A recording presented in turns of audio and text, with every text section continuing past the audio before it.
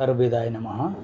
नवम कांड सूक्त 14 आत्मा सूक्त। इस सुंदर एवं जगत पालक सूर्यदेव को हमने 7 पुत्रों सहित देखा है। इन सूर्यदेव के मध्य अंतरिक्ष में रहने वाला भाई सर्वव्यापी वायुदेव है। इनके तीसरे भाई तेजस्वी पीठ वाले अग्निदेव हैं।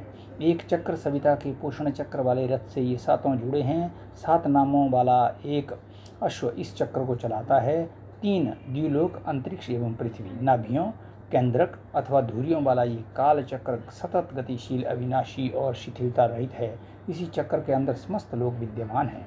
इस सूर्यदेव के पोषण चक्र से जुड़े ये जो 7 सप्तवर्ण अथवा 7 काल वर्ग, अयन, ऋतु, मास, पक्ष, दिन, रात एवं मुहूर्त हैं, यही 7 चक्र अथवा 7 अश्वों के रूप में इस रथ को चलाते हैं। जहाँ गौ में 7 नाम छिपे हैं, ऐसी 7 बहनें इनकी वंदना करती हैं। जो अस्थि रहित होते हुए भी अस्थि युक्त का पालन पोषण करते हैं, उन स्वयं भू को किसने देखा?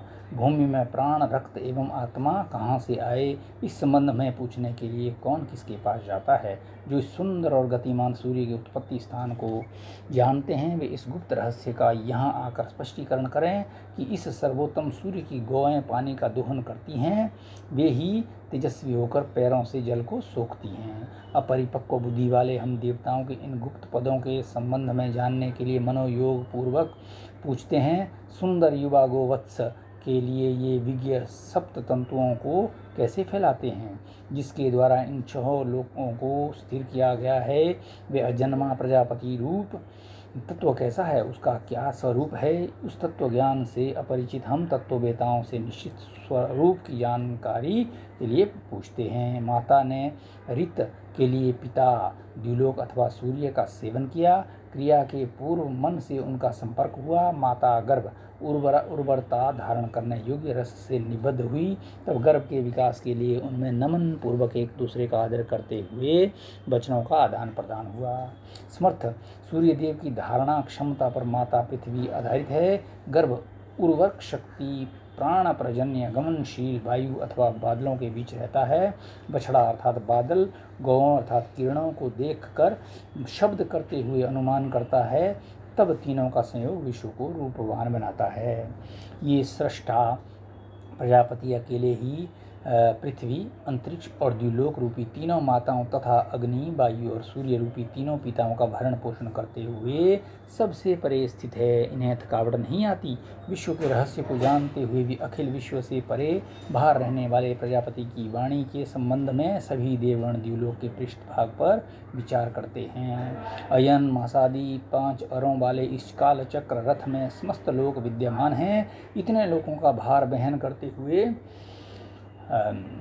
20 चक्र का अक्ष धुरा न गर्म होता है और न टूटता है। अयन मास, ऋतु, पक्ष, दिन और रात रूपी 5 पैरों वाला मास रूपी 12 आकृतियों से युक्त तथा जल को बरसाने वाले पिता रूप सूर्य दिव्य लोक के आधे हिस्से में रहते हैं, ऐसी मान्यता है। अन्य विद्वानों के मतानुसार ये सूर्य ऋतु रूप 6 अरों तथा अयन मास, ऋतु, पक्ष, दिन, रात एवं मुहूर्त रूपी 7 चक्रों वाले रथ पर आरूढ़ है। ऋत अर्थात सूर्य या सृष्टि संचालक यज्ञ का 12 अरों राशियों वाला चक्र द्युलोक में चारों ओर घूमता रहता है।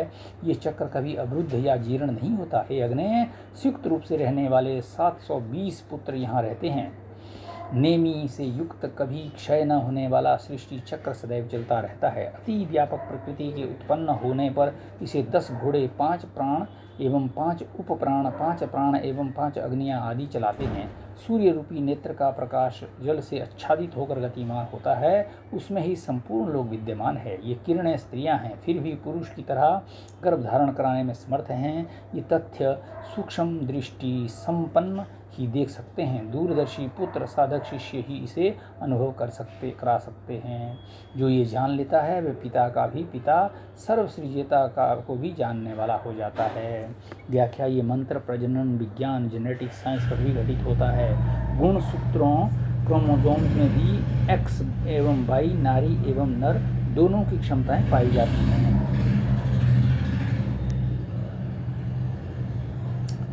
एक साथ जन्मे जोड़े से रहने वाले 6 और 7वां एक सभी का काल अथवा परमात्म चेतना से उत्पन्न है। ये देवत्व से उपजे ऋषि हैं। वे सभी अपने बदले हुए रूपों में अपने अपने इष्ट प्रयोजनों में रत अपने अपने धामों में स्थित रहकर गतिशील सक्रिय हैं। गौएं द्युलोक से नीचे की ओर तथा पृथ्वी से ऊपर की ओर सतत गतिमान हैं। ये बछड़े जीवन तत्व को धारण करते हुए किस लक्ष्य की ओर जाती है, ये किस आधे भाग से परे निकलकर जन्म देती है, यहाँ के समूह के मध्य तो नहीं देती। व्याख्या। पदार्थ विज्ञान की नवीनतम शोधों के अनुसार सूक्ष्म किरणों के प्रवाह पृथ्वी से आकाश की ओर तथा आकाश से पृथ्वी की ओर सतत गतिशील हैं। ये प्रवाह पृथ्वी के किसी भी अर्धभाग हेमिस्फीयर को छूते हुए निकल जाते हैं। ये प्रवाह कब कहाँ जीवन तत्व को प्रकट कर देते हैं किसी को पता नहीं है। जो द्युलोक से नीचे इस पृथ्वी के पिता सूर्यदेव तथा पृथ्वी के ऊपर स्थित अग्निदेव को जानते हैं वे निश्चित ही विद्वान हैं। यह दिव्यता से युक्त आचरण वाला मन कहाँ से उत्पन्न हुआ, इस रहस्य की जानकारी देने वाला ज्ञानी कौन है, वह हमें यहाँ आकर बताए। इस गतिशील विश्व में पास आते हुए को दूर जाता हुआ भी कहा जाता है, अनुभव किया जाता है, और दूर जाते हुए को पास आता हुआ भी कहा जाता है। हे सोमदेव, आपने और इंद्रदेव ने जो चक्र चला रखा है वह धुरे से जुड़ा रहकर लोगों को बहन करता है। इसमें व्याख्या है। घूमते विश्व में नक्षत्रादि पास आते हुए दूर जाते हुए भी दिखते हैं। इंद्रदेव, सूर्यदेव अथवा संगठक शक्ति तथा सोम चंद्रमा देव तथा पोषक शक्ति के संयोग से इस विश्व का चक्कर चल रहा है। साथ रहने वाले मित्रों की तरह 2 पक्षी एक ही वृक्ष पर स्थित हैं। उनमें से एक जीवात्मा स्वादिष्ट पीपल वृक्ष विश्व वृक्ष के फल खाता है, दूसरा परमात्मा उन्हें ना खाता हुआ केवल देखता दृष्टा रूप रहता है। इस संसार रूपी वृक्ष पर प्राण रस का पान करने वाली जीवात्माएं रहती हैं जो प्रज्ञा वृद्धि में समर्थ हैं। वृद्ध में ऊपर मधुर फल भी लगे हुए हैं वृक्ष में ऊपर मधुर फल भी लगे हुए हैं। जो पिता परमात्मा को नहीं जानते वे इस मधुर सत्कर्म रूपी फलों के आनंद से वंचित रहते हैं। इस प्रकृति रूपी वृक्ष पर बैठी हुई संसार में लिप्त मरण धर्मा जीवात्माएं सुख दुख रूपी फलों को भोगती हुई अपने शब्दों में परमात्मा की स्तुति करती हैं कि इन लोगों के स्वामी और संरक्षक परमात्मा अज्ञान से युक्त मुझ जीवात्मा में भी विद्यमान हैं। सूक्त 15 आत्मा सूक्त। पृथ्वी पर गायत्री छंद को, अंतरिक्ष में त्रिष्टुप छंद को तथा आकाश में जगती छंद को स्थापित करने वाले को जो जान लेता है वह देवत्व को प्राप्त कर लेता है। गायत्री छंद से प्राण की रचना की परमात्मा ने। ऋचाओं के समूह से वेदांत वेद को बनाया। त्रिष्टुप छंद से यजुर वाक्यों की रचना की तथा 2 पदों एवं 4 पदों वाले अक्षरों से 7 छंदमय वाणियों को प्रादुर्भूत किया। गतिमान सूर्यदेव द्वारा प्रजापति ने द्युलोक में जल स्थापित किया। वृष्टि के माध्यम से जल सूर्यदेव और पृथ्वी संयुक्त होते हैं, तब सूर्य और द्युलोक में सन्निहित प्राण जल वृष्टि के द्वारा इस पृथ्वी पर प्रकट होता है। गायत्री के 3 पाद अग्नि, विद्युत और सूर्य, पृथ्वी, द्यु और अंतरिक्ष हैं। इस प्रजापति की तेजस्विता से ही ये तीनों पाद बलशाली होते हैं, ऐसा कहा गया है। दुग्ध यानी सुख प्रदान करने वाली गौ अर्थात प्रकृति प्रवाहों का हम आह्वान करते हैं। इस गौ का दुग्ध श्रेष्ठ प्राण हमें प्रदान करे। तपस्वी एवं तेजस्वी जीवंत साधक ही इसको ग्रहण कर सकता है, ऐसा कथन है। कभी भी वध न करने योग्य गौ मनुष्यों के लिए अन्न, दुग्ध, घृत और ऐश्वर्य प्रदान करने की कामना से अपने बछड़े को मन में प्यार करती हुई रंभाती हुई बछड़ों के पास आ जाती है। वह गौ मानव समुदाय के महान सौभाग्य को बढ़ाती हुई प्रचुर मात्रा में दूध प्रदान करती है।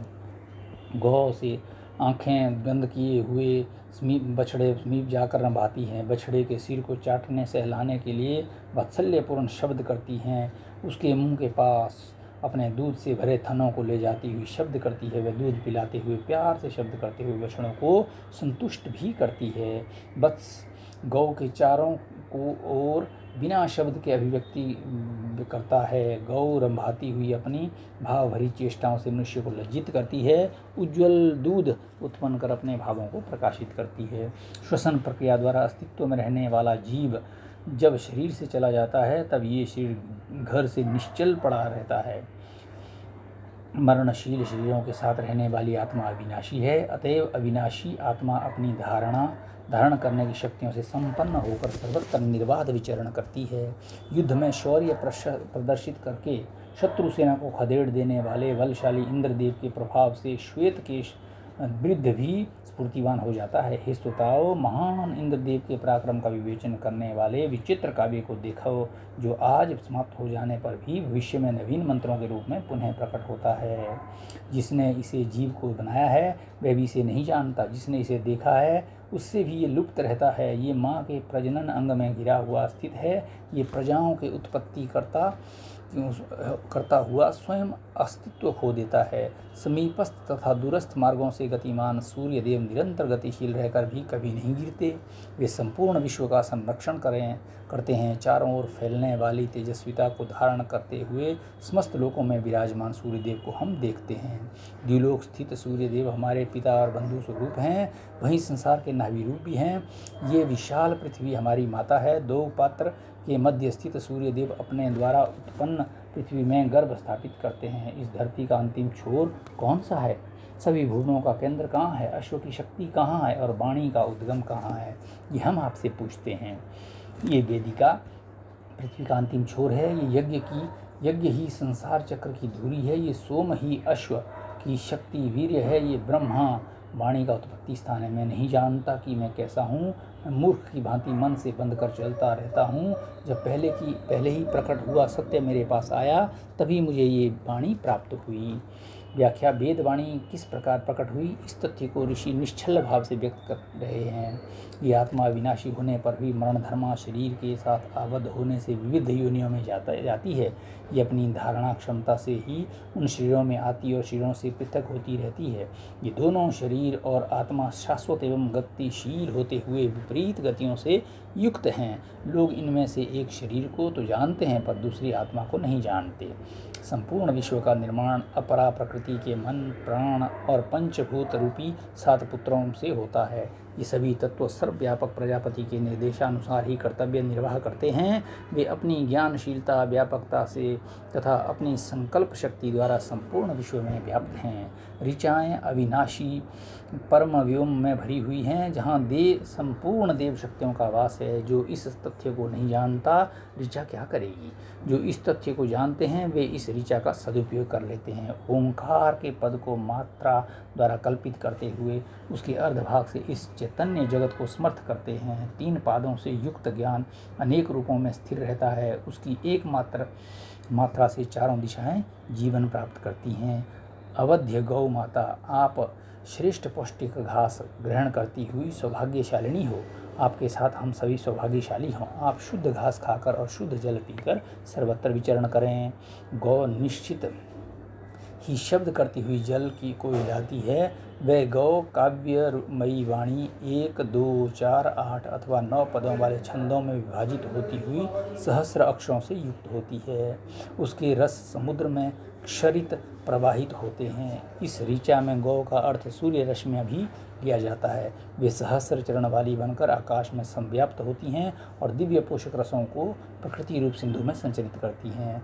श्रेष्ठ गतिमान सूर्य किरणें अपने साथ जल को उठाती हैं। सबके आकर्षण के केंद्र यान रूप सूर्यमंडल के समीप पहुँचती हैं। वहाँ अंतरिक्ष के मेघों में स्थित जल को बरसाते हुए पृथ्वी को सिक्त कर देती है। हे मित्र वरुण देव, दिन और रात्रि रूप आप दोनों ही की सामर्थ्य से बिना पैर वाली उषा पैर वाले प्राणियों से पहले पहुंच जाती है। आप दोनों के गर्भ से उत्पन्न होकर शिशु सूर्य संसार के पालन पोषण रूपी दायित्व का निर्वाह करते हैं। यही सूर्यदेव असत्य रूप अंधकार को दूर करके सत्य रूप आलोक को फैलाते हैं।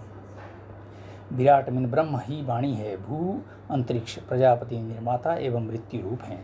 वे ही सभी साध्यों के अधिकारी शासक हैं। भूत भविष्य भी उन्हीं के अधीन हैं। वे भूत और भविष्य को हमारे वश में करें।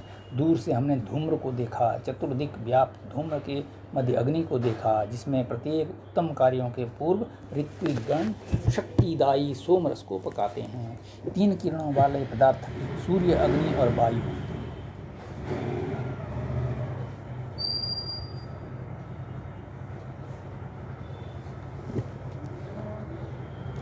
ऋतुओं के अनुसार दिखाई देते हैं। इनमें से एक सूर्य संस्कार का वपन करता है, एक अपनी शक्तियों से विश्व को प्रकाशित करता है, तीसरे का रूप प्रत्यक्ष नहीं दिखाई पड़ता। मनुष्यों द्वारा ये ज्ञात हुआ है कि वाणी के 4 रूप हैं। इनमें से 3 वाणियाँ परा, पश्यन्ती तथा मध्यमा प्रकट नहीं होती। सभी मनुष्य वाणी के चौथे रूप वैखरी को ही बोलते हैं।